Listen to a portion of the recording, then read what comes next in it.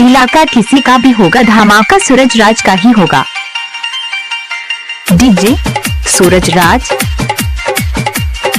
SK राजा।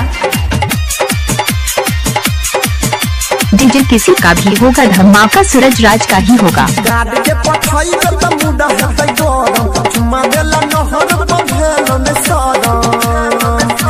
ससुरा करो कहूँ न जेबोगे छोरी तोरा बहिन के पटेबो कनबे कतबो नहीं टेंशन लेबोगे छोरी तोरा बहिन के पटेबो गाड़ी के पठाइबे त मुंडा हेतै गरम चुम्मा देला नहर पर भेलो ने सरम गे जइबे ससुरा करो कहूँ न जेबोगे छोरी तोरा बहिन के पटेबो कनबे कतबो नहीं टेंशन लेबोगे छोरी तोरा बहिन के पटेबो। इलाका किसी का भी होगा, धमाका सूरज राज का ही होगा। डीजे सुमित सतीश रेमा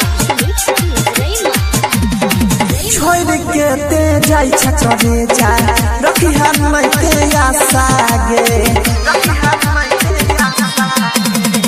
ससुरा में है तो तोरा पगल दे के दासा गे तो भतारा पार्टी मने बोगे छोरी तोरा बहिन के पटेबो कनबे कतबो नहीं रोकहु लगे बोगे छोरी तोरा बहिन के पटेबो।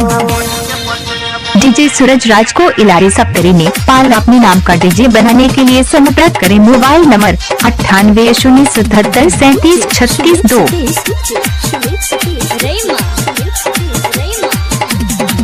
मंगिया भरे तो जखन देख के तोरा हंसबोगे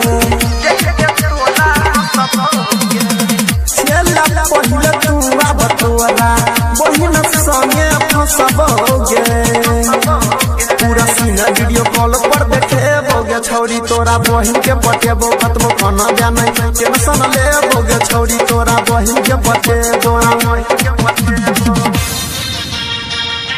इलाका किसी का भी होगा, धमाका सूरज राज का ही होगा। डीजे सूरज राज डीजे सुमित सतीश रेमा बैठिया जखने डोली में छौरी देखी है नहीं पलट के सुन ना ससुरा जाके पंकज संगे ली हम मजा सट के अनिल देलको जे फोन छीन लेबोगे छोरी तोरा बहिन के पटेबो कनबे कतबो नहीं टेंशन लेबोगे छोरी तोरा बहिन के पटेबो गाड़ी के पठाइबे त मुंडा हेतै गरम चुम्मा देला नहर पर भेलो ने सरम। डीजे सूरज राज को इलारी सप्तरी नेपाल अपने नाम का डीजे बनाने के लिए संपर्क करें। Mobile number 98 077 37 36 2।